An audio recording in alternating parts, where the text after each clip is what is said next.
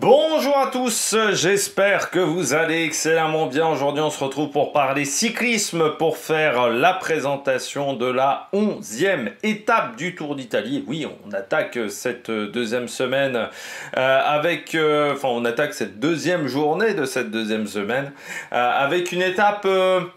pour baroudeur, hein, on va pas se mentir, ça devrait... En fait, l'étape est conçue de manière assez bizarre, ce qui ne permet pas aux grimpeurs véritablement de faire la différence. Alors, ça aurait pu être le cas si cette étape avait été programmée en fin de course, par exemple le dernier jeudi ou le dernier vendredi, mais là, programmé comme ça en deuxième semaine, et jusqu'à maintenant, en plus, on a au final assez peu d'écart entre les différents leaders du général, hein. Je crois que le top 10 se tient encore en moins de 5 minutes.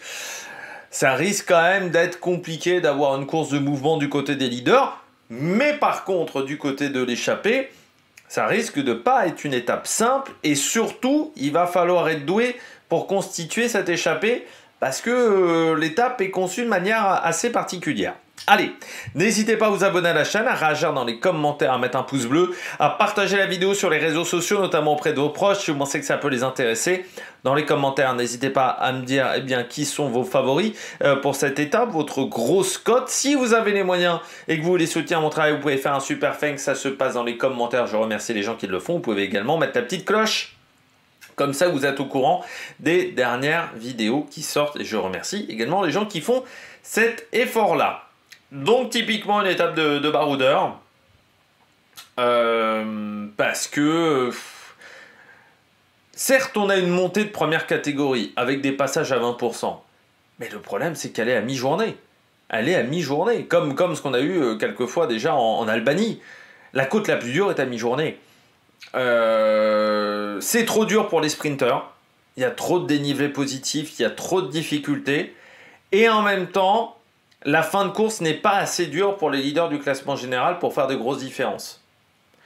Donc on se retrouve à avoir un parcours typiquement pour baroudeur, un lendemain en plus d'une journée qui aura été quand même exigeante pour les leaders du classement général, entre la pluie, les chutes, un contre-la-montre pas évident. Moi, je pense qu'on va plutôt faire relâche du côté des leaders du classement général. Peut-être qu'on tentera un peu en fin de journée, mais pour moi, la victoire, ça sera à l'avant de la course. Et on attaque cette deuxième semaine, pas très passionnante jusqu'à dimanche, hein. Il faut bien se mentir qu'on aura peut-être assez peu de différence du côté du classement général d'ici dimanche.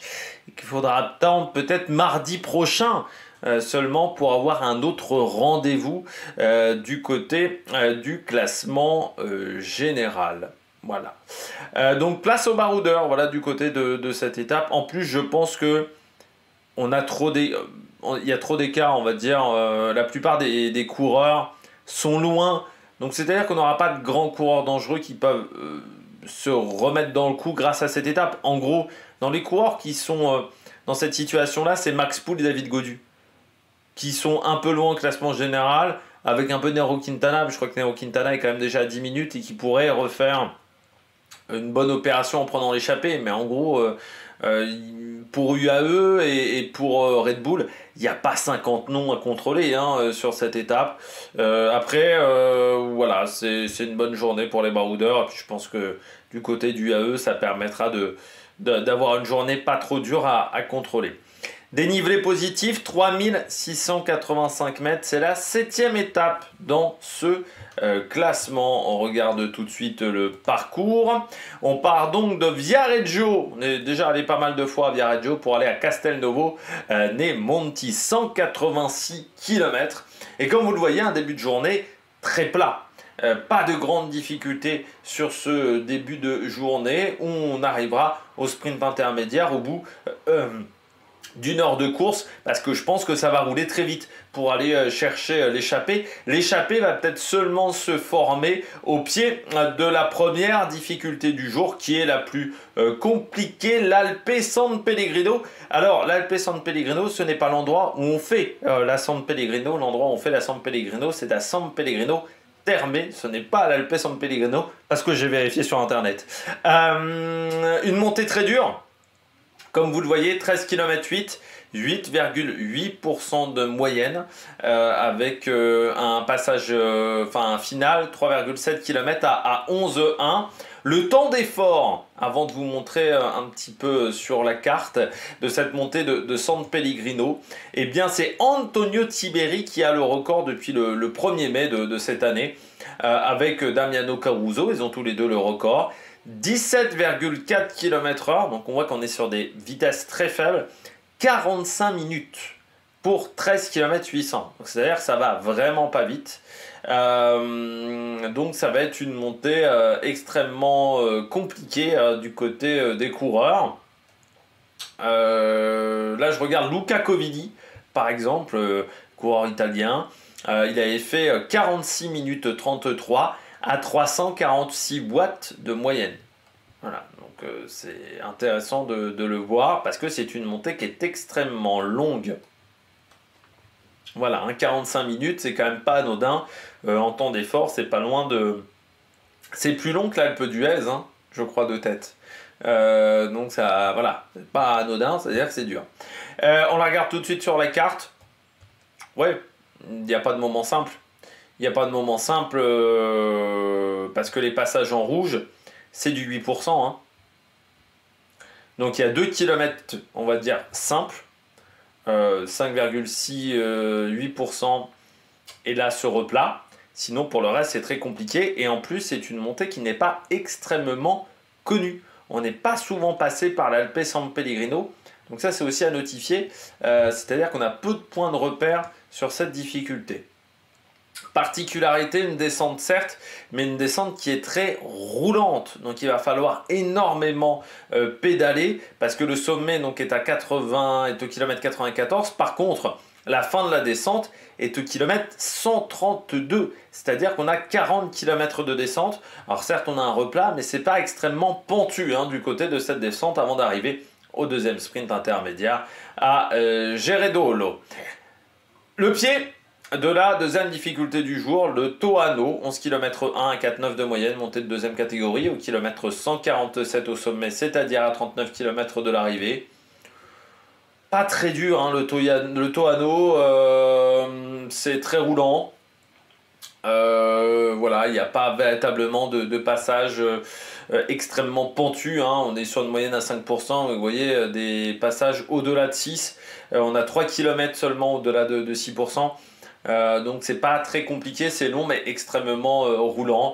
Et puis ensuite on redescend, une descente pas très rapide, hein, où on aura notamment le kilomètre Red Bull au kilomètre 162,5 avant la dernière difficulté du jour qui sera à 5 km de l'arrivée à peine. Cette dernière difficulté du jour, le Pietra di Bismantova. Un peu plus court et un petit peu plus pentu cette montée du Pietra je vais y arriver, Pietra di Bismantova du côté de cette difficulté pour cette étape du côté du Tour d'Italie. Et donc ensuite c'est un final plat, pas extrêmement technique hein, comme vous pouvez le voir. Il y aura encore une petite bosse entre 3 km et 2 km de l'arrivée avant le final qui est en faux plat montant.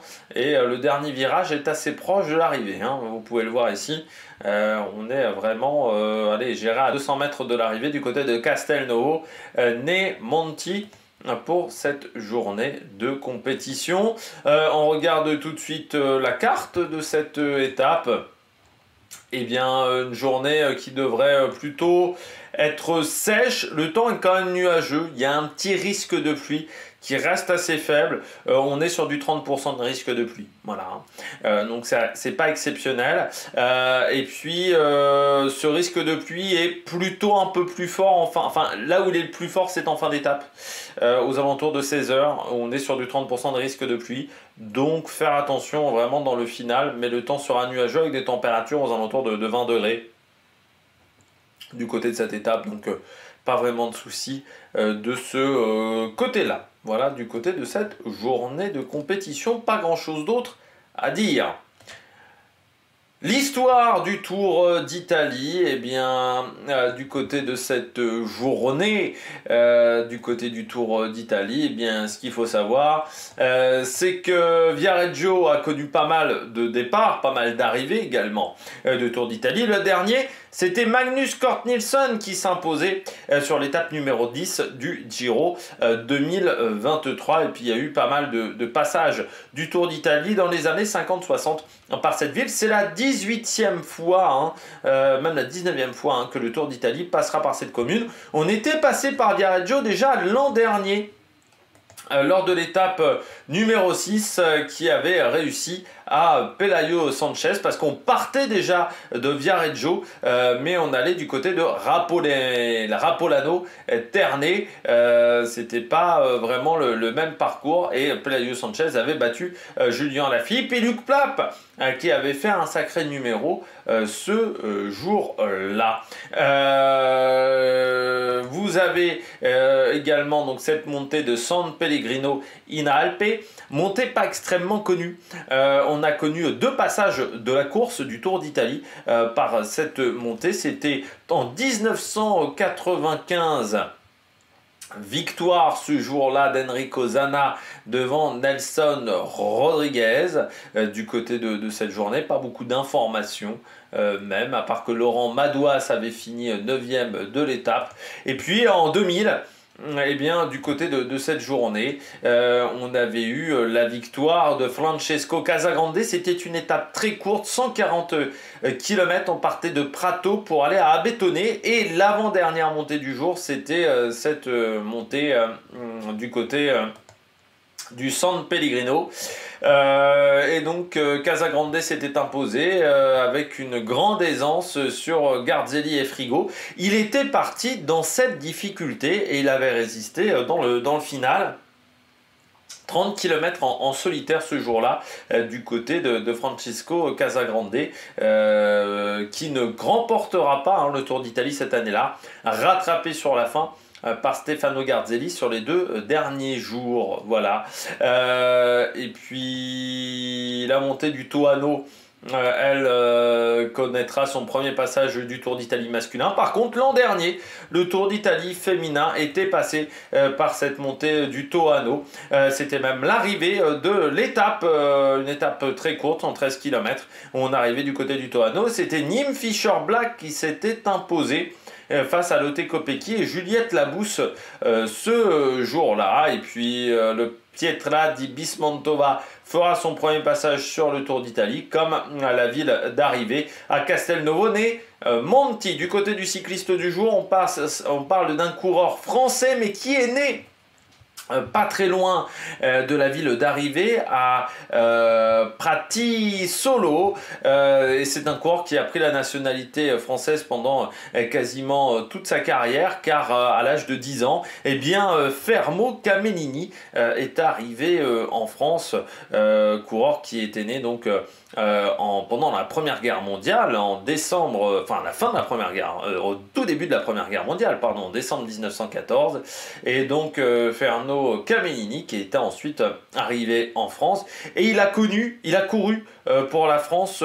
pendant quasiment toute sa carrière, à part dans les années 30-40, mais sur la fin de sa carrière, vraiment, plutôt la fin, oui, même il a couru, mais c'est plutôt sur la fin de la carrière où il a connu ses meilleurs résultats, notamment il fait partie des vainqueurs d'étape du premier Critérium du Dauphiné, et sur Paris-Nice également. Il avait remporté Paris-Nice en 1946, la Flèche Wallonne également, et 2 étapes du Tour de France, voilà, dans les années 40, puisqu'il a arrêté sa carrière en 1950, voilà, et sur le Tour de France, seulement 3 participations. Il y avait eu la Seconde Guerre mondiale qui était passée par là. 7e en 47, son meilleur résultat, avec donc ces 2 victoires d'étape, 8e en 48, et ensuite abandon. Et puis lors de sa seule participation au Tour d'Italie en 46, eh bien, il avait porté le maillot rose pendant 3 jours, avant un abandon lors de la 12e étape. Et puis sur le Tour d'Espagne en 1942, à l'époque de Franco, il avait pris la 10e place sur cette épreuve. Voilà, donc un coureur français, mais qui a concouru pendant la Seconde Guerre mondiale, ce qui n'était pas si ce qui était plutôt rare dans cette période-là du côté des coureurs français. Mais peut-être que ses origines italiennes avaient aidé de ce côté-là. On regarde tout de suite la stratégie du jour. Grosse échappée. Je pense grosse échappée, mais qui va mettre du temps à sortir. Moi, je pense que la bonne échappée partira pas beaucoup de temps avant le pied, ou même au tout début de la montée de première catégorie. Je pense que ça sera compliqué d'avoir une échappée qui arrive à sortir avant, parce que je pense que beaucoup d'équipes veulent aller dans cette échappée. On sait que ça peut aller au bout, donc ça risque de rouler assez fort pendant peut-être 1h30, 1h45 de course. Et puis ensuite, je pense qu'on sera déjà plus vraiment nombreux au sommet de la bosse. Peut-être qu'on aura un regroupement au pied de la première bosse de deuxième catégorie. Peut-être que ça reviendra un peu de l'arrière parce que cette descente étant assez roulante. Mais les mecs qui reviendront repéteront directement. Et après, c'est plutôt des qualités de puncher qu'il faudra pour le final de course. Donc ça peut convenir à pas mal de coureurs. Mes favoris pour cette étape, je tente des grosses cotes. Je vous le dis tout de suite. Quentin Paché. Chez Groupama, on n'a pas grand chose à espérer. Quentin Paché, bonne pointe de vitesse, coureur qui passe bien les bosses.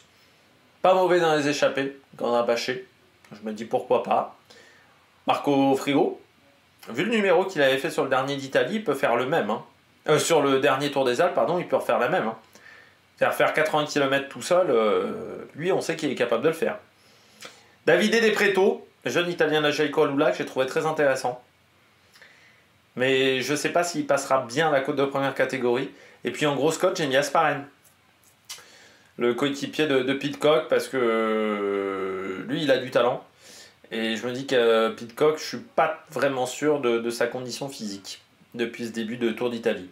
Programme télé, départ à 12h20.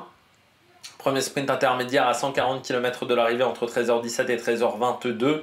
Le sommet de l'Alpe San Pellegrino entre 14h44 et 15h04 à 93 km de l'arrivée. Le deuxième sprint intermédiaire qui lui sera à 50 km de l'arrivée entre 15h35 et 16h pour une arrivée prévue entre 16h57 et 17h33.